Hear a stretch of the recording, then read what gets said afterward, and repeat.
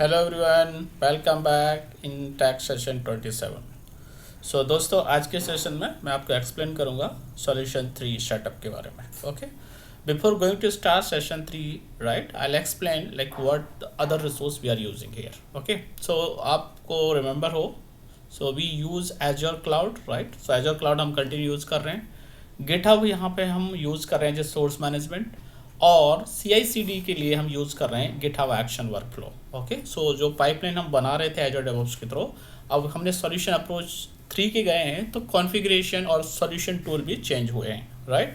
तो क्या हुआ, एजर क्लाउड हमारा ऐसा ही रहेगा जैसे हम पहले यूज़ कर रहे थे। सोर्स मैनेजमेंट के लिए हमारे पास गिटहब है, अब हम गिटहब यूज़ कर रहे हैं, राइट। और CI/CD के लिए गिटहब का ही एक्शन वर्कफ्लो होता है जो इनबिल्ड है टूल, हम उसको यूज़ कर रहे हैं, राइट। टेराफॉर्म हम कंटिन्यू यूज करेंगे बिकॉज हम लोग कोड जो इंफ्रास्ट्रक्चर कोड है प्रोविजनिंग करेंगे टेराफॉर्म, तो वो रिमेन सेम रहेगा। और AI कोपायलट, अगर कोपायलट की बात करें तो AI Copilot will continue use as a AI assistant tool, right.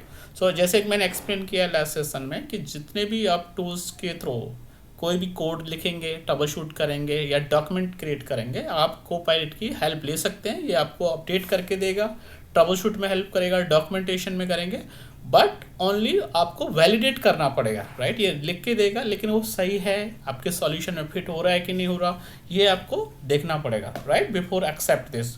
ये आपको एंड टू एंड तक लिख के देगा, लेकिन you need to validate, cross check whether is correct और not, right.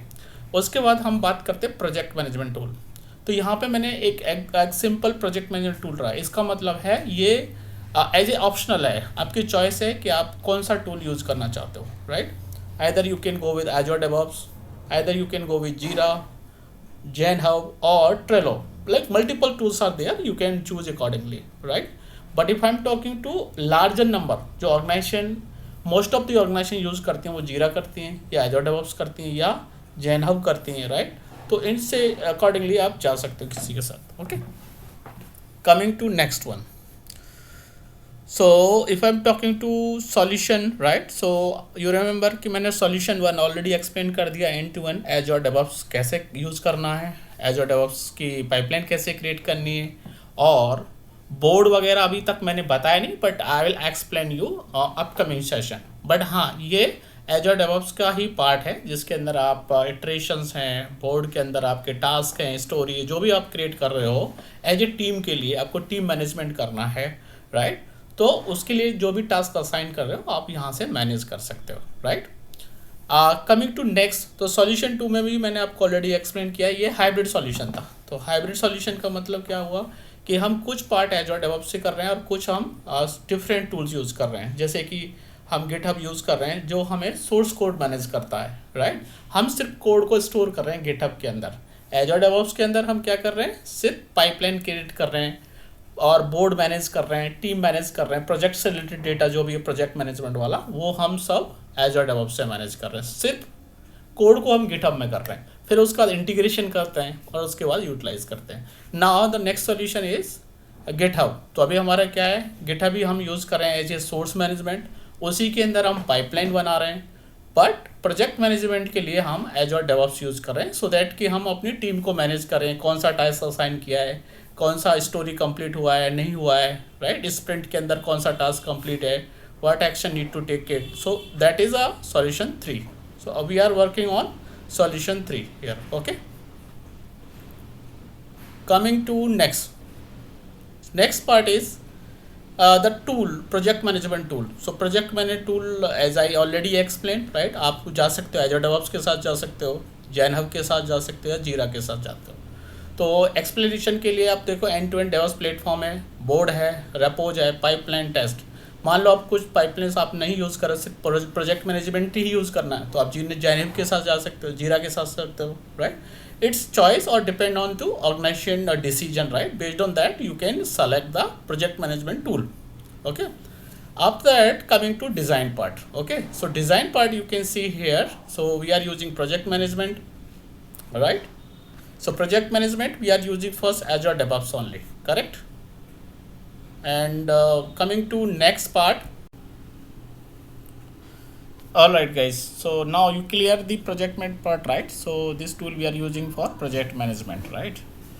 Coming to next, so source management we are using here GitHub. So यहाँ पे आप देखोगे गिटहब यूज़ कर रहे हैं और गिटहब का ही हम वर्कफ्लो एक्शन कर रहे हैं, यानी ये CI/CD पाइपलाइन है गिटहब के अंदर, ये एक्शन वर्कफ्लो होता है, राइट। सो हम वो यूज़ कर रहे हैं। और अगर हम कोड की बात करें तो हमारे पास सेम कोड है, लाइक टेराफॉर्म बेस कोड है, टेम्पलेट्स हैं, मॉड्यूल है, YML पाइपलाइंस, राइट। सो जो भी कॉन्फ़िगरेशन हमने ऐड किया है वो सेम सोर्स कोड हेयर है। और उसके बाद यहाँ पे डेवऑप्स और डेवलपर हैं जो कंटिन्यू अपडेट कोड चेंजेस और अपडेट कर रहे हैं by using VS code editor. So यहाँ पे क्या है, VS कोड क्या है, जो एडिटर टूल है जहाँ पे हम अपना कोड अपडेट करते हैं, चेंजेस करते हैं। और इसके साथ हमने इंटीग्रेट किया हुआ है गिटहब कोपायलट को। सो कोपायलट, यस यू रिमेंबर, ये एक AI असिस्टेंट टूल है जो हमारे साथ इंटीग्रेट कर रहा है हमारे टाइम को सेव करने के लिए। लेट्स से कि मैं कोई कोड रिटर्न कर रहा हूँ तो मैं अगर मैनुअली करूँगा मैं will take some time, but अगर मैं गिटहब कोपायलट की हेल्प लूँगा तो ये उसी कोड को विद इन शॉर्ट टाइम ये क्रिएट कर देगा और उसे अपडेट कर देगा। उसके कारण जब हमें लगता है कि कोड हमारा करेक्ट है तो वो हमें वैलिडेट करना है और उसके बाद एक्सेप्ट करना है, right. If you are okay with this your final changes, then you can push your changes into respected GitHub branch, either dev, either future branch or master, right. Ideally as a developer or as a initial code you need to work on your future branch, and future branch code need to merge into next development branch for the final testing, and the final code would be pushed into master branch, okay, that you need to follow. And after that, yes, cloud environment we have same, right. So same environment, same subscription we are using as a sample here, right.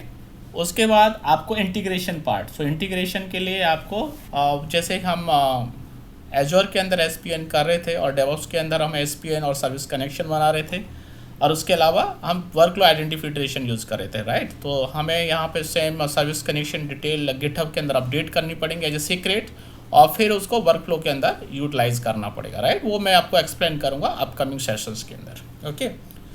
So that is a structure here for the current solution setup 3, okay. So अभी हम solution 3 की बात करें, उसका structure would be like this, okay. So you can start your work by using GitHub Action Workflow, okay.